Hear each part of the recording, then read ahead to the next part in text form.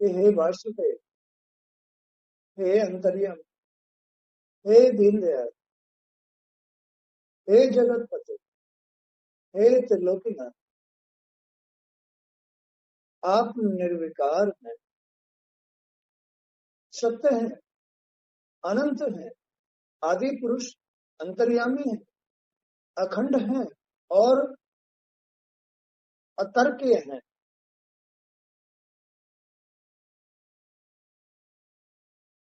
मन जहां जहां जाता है आप वहां पहले से ही विराजमान रहते हैं। हे अंतर्यामी, हे निर्विकार आत्मा, हे श्री हरि वासुदेव, हे सत्य अनंत आदि पुरुष, अंतर्यामी, अखंड और अतर्कीय। हे प्रभु, हमारा मन जहां जहां जाता है, ब्रह्मा अपनी अंतर आत्मा परमात्मा से ये प्रार्थना कर रहे हैं कि ये मन जहां जहां जाता है आप वहां पहले से ही विराजमान रहते हैं, क्योंकि वो सर्वव्यापी, वो एक है। इस संसार को प्रकाश दे रहे हैं। इस प्रकाश को, ये प्रकाश इस संसार को जीवन दे रहा है। ये प्रकाश इस संसार का आधार है। ये प्रकाश इस संसार का निर्माण करता है। इस शरीर का, ये शरीर जो इसके अंदर, इस रचना के अंदर संसार है, संसार है, क्योंकि ये तो रचना आत्मा स्वरूप परमात्मा की रचना, इसलिए इनके इस संसार के अंदर, इस दुनिया के अंदर, इस शरीर के अंदर, इस विग्रह के अंदर संसार है, सत्य सार है। लेकिन माया से ये सत्य सत्य में बदल गया है, इसलिए ये मन भटकता है। तो ब्रह्मा जी कह रहे हैं कि ये मन जहां जहां जाता है आप वहां पहले से ही विराजमान रहते, सर्वव्यापी हैं वे। उनका प्रकाश पूरे संसार में, तीनों लोकों में व्याप्त है। इसलिए ये मन जहां भी जाता है मन को वहीं आप मिलते हैं। हमारी वाणी आपके अनुरूप, अनुपम रूप और गुणों का वर्णन करने में असमर्थ है। जो ये मायावी जीव है, ये सांसारिक जीव है, जब इस आत्मा की सांसारिक परिवर्तन आ जाता है तो वो जीव हो जाता है। हमारी वाणी अब उस प्रकाश का वर्णन नहीं कर सकती। वो इतना अनंत है, इतना गुणवान है। तो हमारी वाणी आपके अनुपम रूप और गुणों का वर्णन करने में असमर्थ है। प्रभु, आप समस्त देवताओं के आराधनीय हैं, जो स्वर्ग के देवता हैं, सुख देने वाले, हमारी मदद करने वाले, जीव की मदद करने वाले, इस संसार की मदद करने वाले। भगवान ने, परमात्मा ने जो ये देवताओं का निर्माण किया है वो जीव के कल्याण के लिए किया, सहयोग देने के लिए किया, इस संसार को सुरक्षित रखने के लिए, इसकी देखभाल करने के लिए देवताओं का निर्माण किया है और उनको एक स्वर्ग निर्मित करके दिया है, स्वर्ग।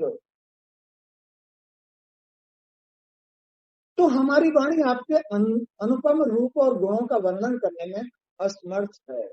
आप समस्त देवताओं के आराधनीय हैं और स्वयं प्रकाश हैं, स्वयं प्रकाश है, देवताओं के आराधनीय हैं। देवता आपकी आराधना करते हैं, आप देवताओं को अपना साथ देते हैं। देवता आपके वंशज हैं और उनको सद्बुद्धि, सद्विचार और इस संसार को सहयोग देने का ध्यान देते हैं, बुद्धि देते हैं।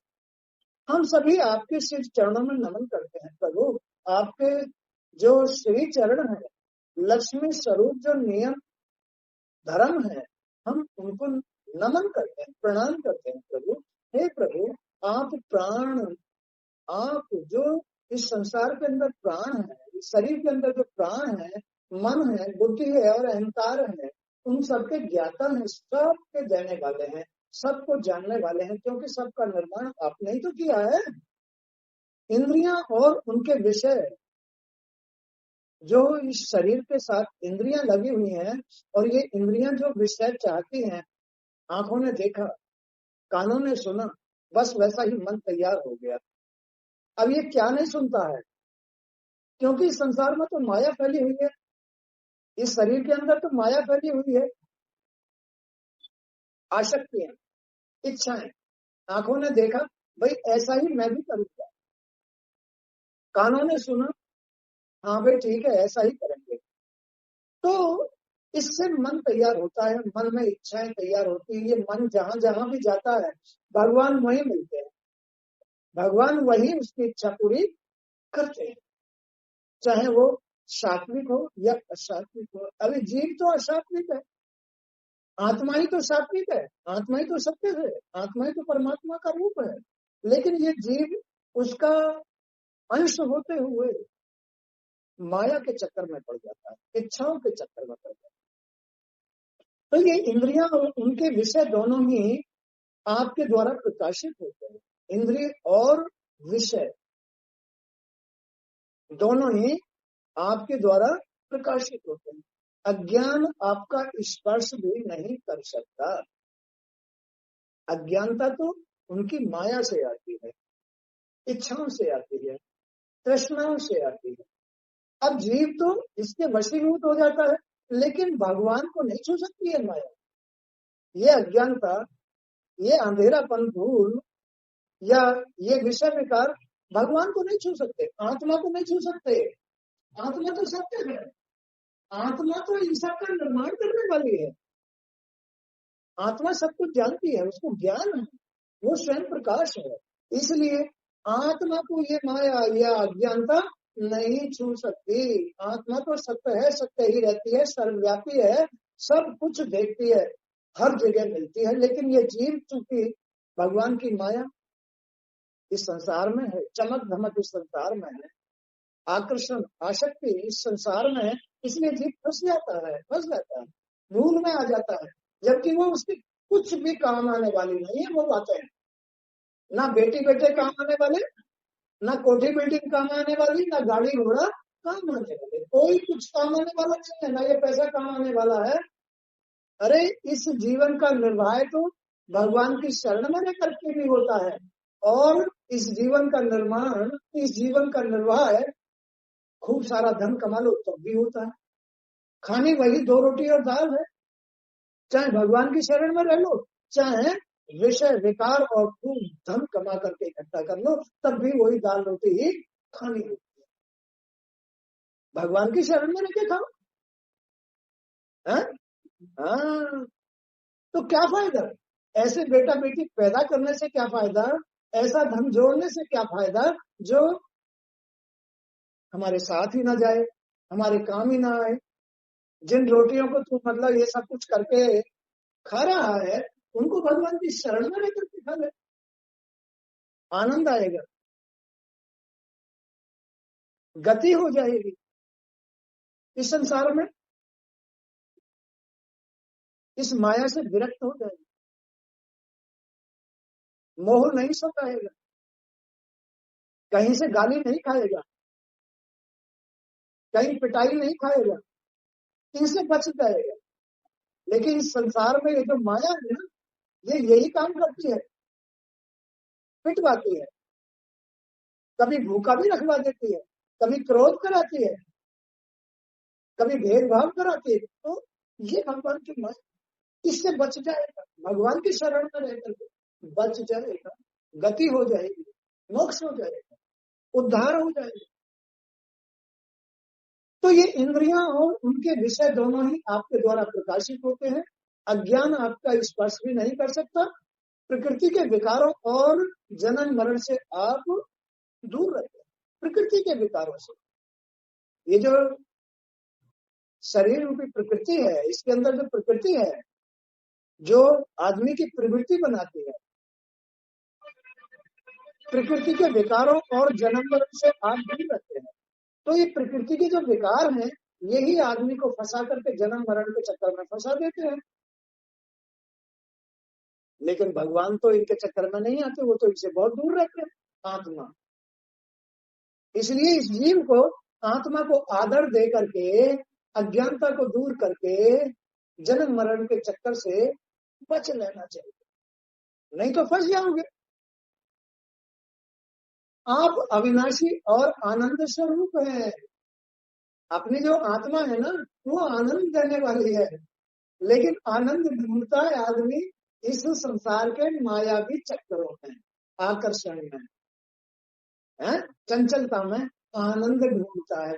अब पागल हो गया ना, बुद्धिहीन हो गया, अज्ञानी हो गया, अब माया का पर्दा आ गया, मन भटकने लगा। अब वो आनंद ढूंढ रहा है इस संसार में, जबकि आनंद इस संसार में नहीं, आत्मा में है, श्री हरि के भजन में है, उसकी शरण में रहने में आनंद है। आप अविनाशी हैं, लेकिन ये जीव विनाशी है। ये जो संसार, ये रचना है, ये तो आज है, कल नहीं, मिथ्या है, कल्पना है, आत्मा की बनी हुई है। लेकिन आत्मा तो निर्विकार है, अजर है, अमर है, सर्वव्यापी है, निर्गुण है, निराकार है, निराधार है। आप अविनाशी हैं, आनंद स्वरूप है। जी, ब्रह्मा जी अपने आत्मा स्वरूप परमात्मा से प्रार्थना कर रहे हैं कि प्रभु आप तो आनंद स्वरूप है, अविनाशी है, निराकार है, निर्गुण है, निराधार है। सतयुग, त्रेता और द्वापर युगों में तो आप प्रत्यक्ष रूप से अवतार लेते हैं, प्रत्यक्ष रूप से। कब? सतयुग में। सतयुग में तो भगवान आत्मा साक्षात हमारे आंखों के सामने होती है। ऋषि मुनि भगवान स्वरूप होते हैं, साधु संत मनुष्य भी सब यज्ञ करते हुए मिले सतयुग में। सतयुगी जो पुरुष होते हैं, आज भी है, जो सतयुगी पुरुष होते हैं, वो अपने भगवान के शरण में रह करके खुश रहते हैं, आनंद लेते हैं। त्रेता में भी वही बात है, लेकिन कम है। द्वापर में भी वही बात है, लेकिन वो उससे भी कम हो गई है। तो युगों में तो आप प्रत्यक्ष रूप से अवतार लेते हैं। हम सब आपकी शरण में आए हैं प्रभु। ब्रह्मा जी अपनी आत्मा स्वरूप परमात्मा से ये प्रार्थना कर रहे हैं कि प्रभु आप ही सर्वशक्तिमान, निराकार है, सर्वव्यापी है, सबकी आत्मा है, आनंद देने वाले हैं। प्रभु हम सब आपकी शरण में आए। हे ऐश्वर्यशाली, हे ऐश्वर्यशाली पुरुषोत्तम पर ब्रह्म ऐश्वर्य, जिस ऐश्वर्य को जीव यहाँ संसार में ढूंढ रहा है, वो ऐश्वर्य उसको यहाँ मिलता नहीं है, वो वैभव भी नहीं मिलता है। आज है, थोड़ी सी चमक बिखेर रहा है, थोड़ा सा बल दिखा रहा है, लेकिन मरने के बाद कोई याद नहीं। तो जिस ऐश्वर्य को जीव यहाँ ढूंढ रहा है, जीव को यहाँ वो ऐश्वर्य नहीं मिलता है। वो अजर अमर नहीं हो सकता, वो जन्म मरण के चक्कर में फंसा ही रहेगा। तो हे ऐश्वर्यशाली पुरुषोत्तम पर ब्रह्म, आप हम पर प्रसन्न हो जाए। आप ही वैभवशाली हैं, आप ही ऐश्वर्यशाली हैं। हे प्रभु, आप ही पर ब्रह्म है,